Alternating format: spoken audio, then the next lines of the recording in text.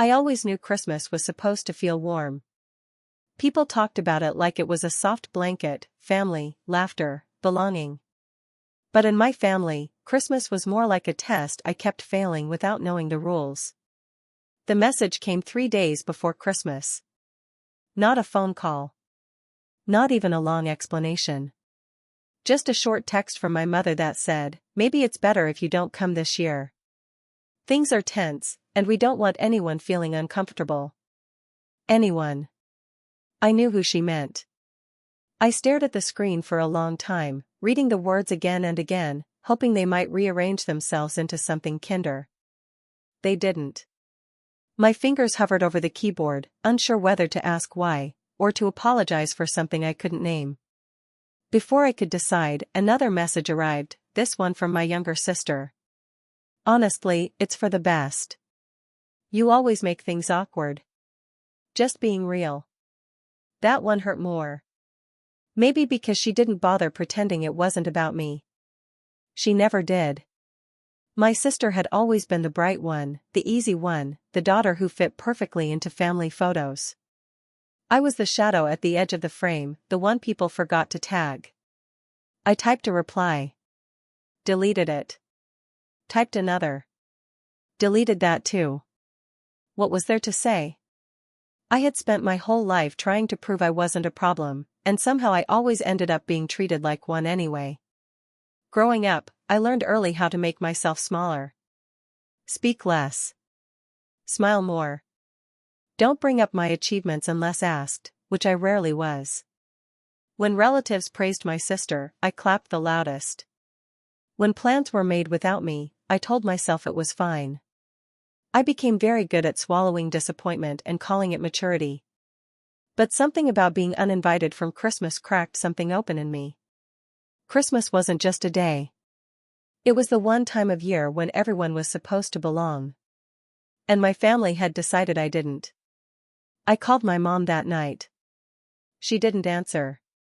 I told myself she was busy, wrapping gifts, laughing with my sister in the background. The image sat heavy in my chest. I imagined the empty chair at the table, the one I usually filled by trying too hard. By Christmas Eve, the city was glowing. Lights blinked from windows. Couples carried shopping bags. Children tugged at their parents' hands, excited and loud. I walked past all of it with my hands buried in my coat pockets, pretending I was just another person enjoying the night. I wasn't. At home, I made myself a simple dinner and ate it standing by the kitchen counter. No tree. No music. Just the hum of the refrigerator and the sound of my own breathing. I told myself this was peaceful. That being alone was better than being somewhere I wasn't wanted. Still, when midnight came, the silence pressed down on me. I sat on the edge of my bed and let myself feel it, all of it. The rejection. The shame. The old question that had followed me since childhood, what is wrong with me? I didn't cry loudly. I never did. I just closed my eyes and promised myself something small but important. If my presence made them uncomfortable, I would stop trying to earn my place. If they couldn't see my worth, I would learn to see it myself. I didn't know it yet, but this would be the last Christmas where I felt invisible. Christmas morning arrived quietly, like it didn't want to disturb me. Pale winter light slipped through the thin curtains of my apartment, landing softly on the wall across from my bed. For a moment, I stayed still, listening. No laughter. No clatter of dishes. No familiar voices arguing over burnt toast or missing ornaments. Just silence. I let out a slow breath and reminded myself I had expected this. Still, knowing something will hurt doesn't stop it from hurting. My phone lay face down on the nightstand. I didn't need to check it to know there were no messages from my family. They would be busy opening gifts, passing around mugs of hot chocolate, telling stories I used to be part of. I imagined my sister sitting in my old spot on the couch, her laughter too loud, her confidence filling the room the way mine never could. I got up and made coffee, the cheap kind that smelled stronger than it tasted. As it brewed, my thoughts drifted backward, unwanted, uninvited, just like me. I remembered being 12, standing in the kitchen while my relatives praised my sister's grades. Someone asked what I wanted to be when I grew up. Before I could answer, my sister jumped in, and the conversation moved on without me. I learned that day that speaking didn't always mean being heard. I remembered holidays where I washed dishes alone while everyone else watched movies. The times I was told, "You're so independent," as if that explained why no one ever checked on me. Independence, I realized, had been assigned to me because no one wanted the responsibility. I carried my coffee to the window and looked down at the street. Snow dusted the sidewalks like powdered sugar. Somewhere, bells rang faintly. The world was celebrating, even if my family wasn't celebrating me. What they didn't know, what none of them knew, was how much I had built in the quiet. While they assumed I was drifting, struggling, or simply odd, I had been working. Studying late nights. Taking chances that terrified me. Failing, getting back up, and failing again when no one was watching. I never told them about the long hours or the risks. Every time I tried to share something important, the conversation circled back to my sister. So eventually, I stopped trying.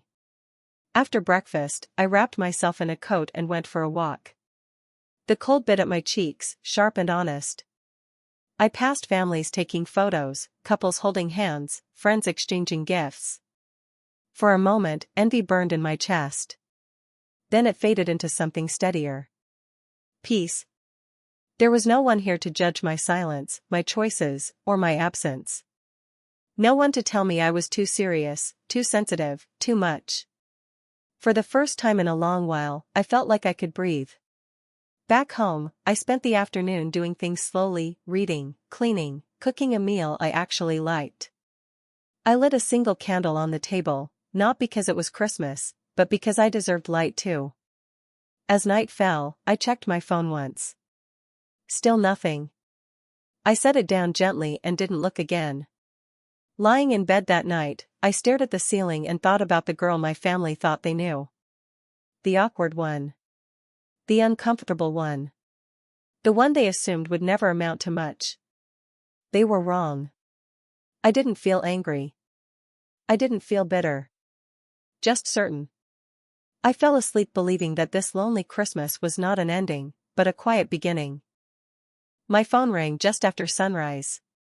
The sound cut through the quiet of my apartment, sharp and insistent, like it didn't belong there. For a second, I thought about letting it go to voicemail. No one ever called me early unless something was wrong. But when I saw my mother's name on the screen, my stomach tightened. I answered. Hello? Her voice came through strained and uneven, like she had been running. I just saw you on the news, she said. Was that really you? I sat up in bed, pressing the phone closer to my ear. Outside, the city was waking up, cars passing, a distant siren, life continuing as if my world hadn't just tilted. Yes, I said quietly. That was me. There was a pause. I could hear her breathing, shallow and fast. They said you were leading it. That you built it. Why didn't you tell us? I closed my eyes. The news segment had aired that morning. A national story. They showed footage of me standing in front of cameras, calm and composed, explaining the work I had poured years into, work born from long nights, rejection, and belief no one ever gave me. They called me a rising voice, a young woman changing the narrative, an unexpected success. Unexpected to everyone but me. I tried, I said gently. You just never listened. The words surprised even me. They weren't angry. They were honest. My mother exhaled sharply. Your sister saw it too. She didn't recognize you at first. She thought it was someone else. I almost laughed. Not because it was funny, but because it was familiar. My family had always needed proof from the outside to believe in me. Images flickered through my mind, my sister rolling her eyes when I talked about my plans, my father changing the subject, my mother telling me to be realistic. All those years, they had mistaken my silence for failure. I didn't know you were struggling like that, my mother continued, her voice softer now. Or that you were doing something so important. I swallowed. I wasn't struggling. I was building. Another pause. This one heavier. She asked where I was, if I was alone, if I was coming home later that day.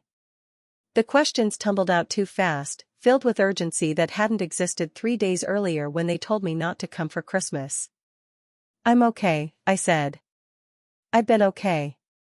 And that was the truth. By the time we hung up, my hands were trembling, not from fear, but from the strange release of being seen. I sat there for a long time, phone resting in my lap, as notifications began to light up the screen. Messages from old acquaintances. Distant relatives.